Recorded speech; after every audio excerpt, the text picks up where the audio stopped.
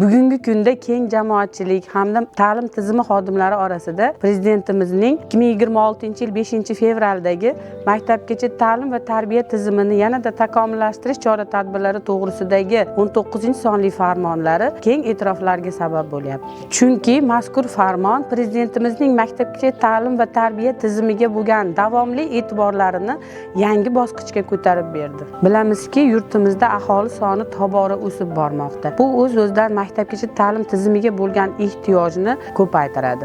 Mazkur farmonda aynan mana shu masalaga e'tibor qaratilgan. Ya'ni ta'limdagi xususiy sektor ulushini kengaytirish, davlat maktabgacha ta'lim tashkilotlari hamda umumiy o'rta ta'lim maktablarida bo'sh turgan yerlarga xususiy sherikchilik asosida nodavlat maktabgacha ta'lim tashkilotlarini qurish hamda ochish imkoniyatini bermoqda. Bundan tashqari, sarmoyasini ta'lim tizimiga yo'naltirmoqchi bo'lgan tadbirkorlarimiz uchun juda ham ko'p imtiyoz hamda imkoniyatlar beradi. Ushbu farmon orqali amalga oshirilayotgan sa'y-harakatlar farzandlarimizni eng avvalo maktabgacha ta'lim tizimi qamrovini oshishiga hamda sifatli ta'lim tarbiya olishiga xizmat qiladi deb o'ylayman.